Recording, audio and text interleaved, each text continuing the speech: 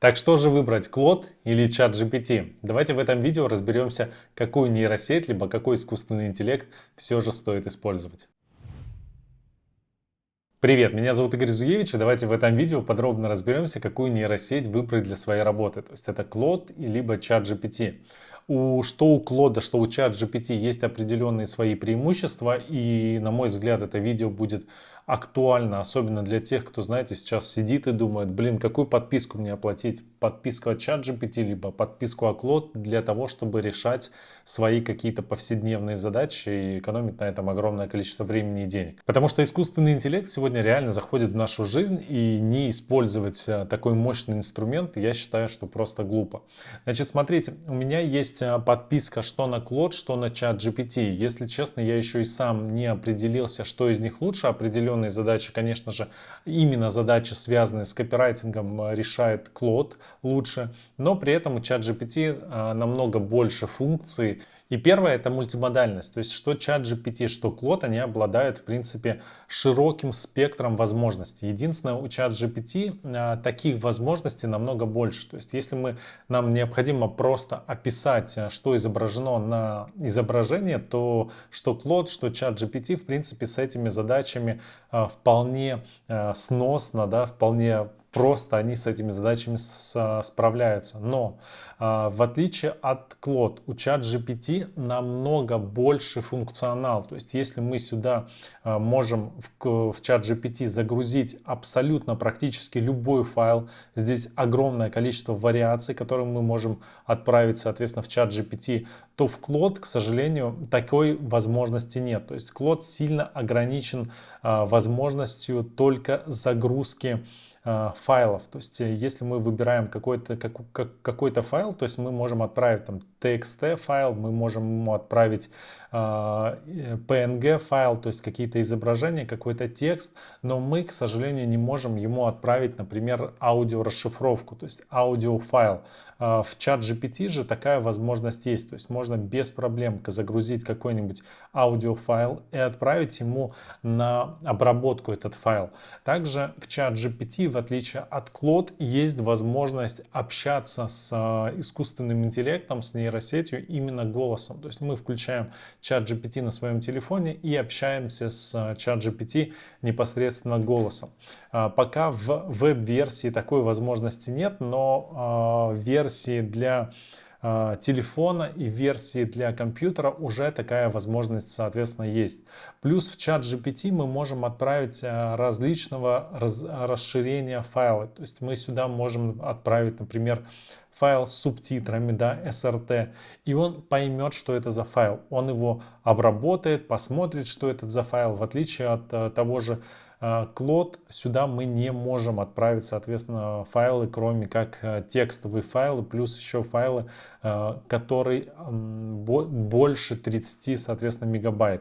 То есть и мы можем отправить в Claude максимум 5 файлов, в ChatGPT же мы можем отправить большее количество файлов. Поэтому по мультимодальности, на мой взгляд, именно ChatGPT превосходит Claude. То есть у него более широкий функционал.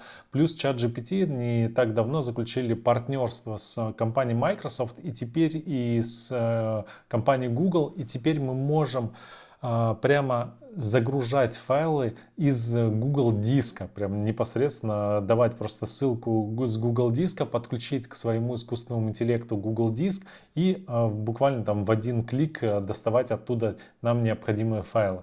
Все же с Claude уже придется повозиться и добавлять файлы поочередно, плюс есть определенные ограничения по количеству файлов, которые мы можем загружать. Второй пункт это генерация изображений. Да, я знаю, что сейчас огромное количество сервисов существует по генерации изображений. Взять тот же Midjourney. Но согласитесь, платить отдельно за текст, за копирайтинг Claude, использовать его, например, в этом направлении, потому что в тексте, в копирайтинге Claude реально круче справляется с задачами, чем тот же ChatGPT.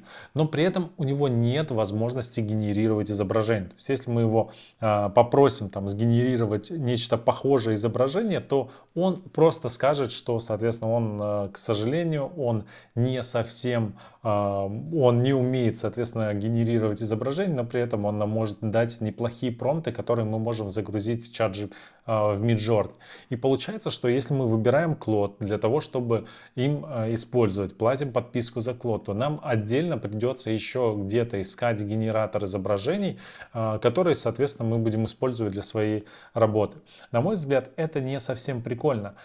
Здесь же у ChatGPT есть несравнимое преимущество. В нем уже вшито огромное количество сервисов. Да, сервис по генерации изображений. Но если нам необходимо визуально что-то оформить, то DALL-E справится и ChatGPT с этой задачей намного круче, чем Claude.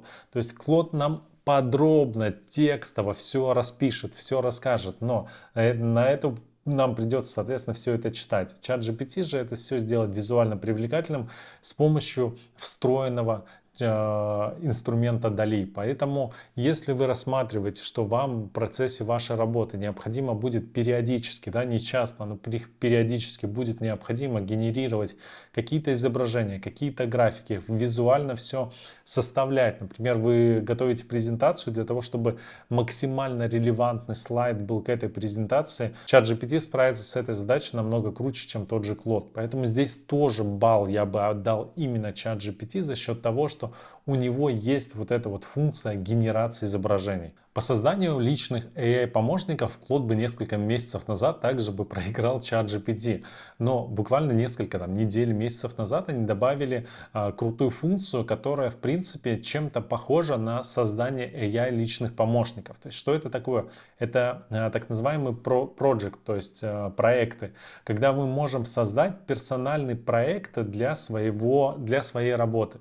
В этот персональный проект мы его можем обучить, мы ему можем рассказать, кем он работает, какую роль он выполняет, какие задачи он будет выполнять. То есть по функционалу это чем-то похоже на так называемый пользовательский GPT. И мне эта функция в Claude, она очень нравится. Но здесь тоже есть свои ограничения. Мы не можем делать GPT-агентов, либо проекты более-менее, то есть мы не можем пользоваться чужими проектами, которые кто-то за нас создал. То есть нам придется потратить определенное время для того, чтобы обучить своего пользовательского AI-помощника, в данном случае Claude помощника, для того, чтобы он выполнял определенные задачи. У меня на данный момент есть видеомаркетинг-специалист, это помощник по видеомаркетингу, то есть это специальный GPT-агент, который занимается тем, что он помогает мне с созданием видеоконтента. Вот так вот, наверное, правильно будет рассказать о нем. И он со своей задачей намного круче справляется, чем те GPT-агентов, которых я создавал, соответственно, в ChatGPT. За счет того, что в Claude лучший копирайтинг, то есть лучше он генерирует и создает идеи. Создаются такие GPT-агенты. У меня есть подробное видео, как создавать GPT-агента, соответственно, в ChatGPT есть подробное видео, как создается Project-агенты, либо AI-помощники в Claude. И процесс создания не сложен. Важно только иметь правильные промпты и запросы для того, чтобы этих GPT-агентов обучать. Всех GPT-агентов мы обучаем по своей базе промптов. То есть база промптов в моем телеграм-канале, где собрано больше 250 различных образов для ChatGPT, для Claude. И эти образы, они подходят для того, чтобы создавать тех самых GPT-агентов. То есть здесь буквально два ответа на вопросы. Это как бы вы хотели, чтобы ваш GPT, кем бы он был, ваш GPT-агент, либо AI-помощник, и как бы вы хотели, чтобы он отвечал. И, соответственно, у нас здесь больше 250 различных образов в моем телеграм-канале. Ссылка находится под этим видео. В телеграм-канале есть вся подробная информация, как получить доступ к этой базе знаний. И здесь больше 250 различных образов для ChatGPT, для Claude, для создания своих личных AI-помощников, плюс огромная база промптов для выполнения каких-либо задач, то есть задач, например, связанных с копирайтингом, с аналитикой, с мозговых штурмов. То есть здесь больше 10 тысяч еще различных промптов и больше 250 различных образов для создания GPT-агентов.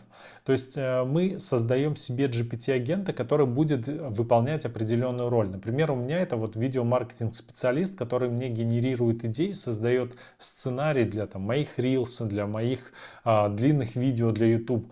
И Claude с этой задачей, то есть если в него выгружена правильная база знаний, то Claude с этой задачей намного круче справляется, чем ChatGPT. Но у ChatGPT, кроме GPT-агентов, есть еще так называемое, то есть еще одно небольшое преимущество. У них есть пользовательский GPT и память, то есть персонализация. Персонализация позволяет добавлять и из чата в чат не переносить какую-то подробную информацию о вас. То есть вы можете в память вбить информацию о себе, о своей компании, кто вы, чем вы занимаетесь, какие задачи вы решаете, примеры своих работ, примеры кейсов, те примеры и тот процесс обучения, который вы бы хотели получать от ChatGPT регулярно. И когда вы общаетесь в различных чатах с ChatGPT, он данные необходимые заносит, соответственно, в свою память. У меня также есть подробное видео про memory, то есть про память от ChatGPT. Когда вы заходите, например, в новый чат, не приходится обучать долго своего GPT-помощника, либо даже GPT-агента. В Claude же есть такой минус, что если у нас есть там GPT-агент, да, он знает определенные задачи, определенные роли, но если мы в него не вгрузили какие-то дополнительные знания, то он в следующем чате эти знания не сможет использовать. В ChatGPT же решена эта проблема таким образом. Плюс у ChatGPT есть большое преимущество, что нам не нужно создавать определенных GPT-агентов самостоятельно. Мы можем воспользоваться базой данных от ChatGPT, от огромного количества пользователей от ChatGPT и использовать чужих GPT-агентов. Пока такой возможности у Claude, к сожалению, нет. Ну и четвертое — это доступ в интернет и так называемый веб-браузинг. К сожалению, у Claude также уступает по этому функционалу ChatGPT. То есть у Claude нет доступа в интернет. Его базы ограничены, если не ошибаюсь, апрелем 2024 года. У ChatGPT же есть доступ в интернет, и вы всегда можете получать актуальную информацию, которая вас интересует в данный период времени. То есть вам необходимо узнать, например, цену биткоина, да? И ChatGPT проанализирует, скажет вам актуальную цену биткоина именно на тот период времени, когда вы его спросили. Вам необходимо найти какие-то свежие тренды, свежую информацию. Вы закидываете ссылки на целые страницы ChatGPT, и ChatGPT, соответственно, эти страницы анализирует.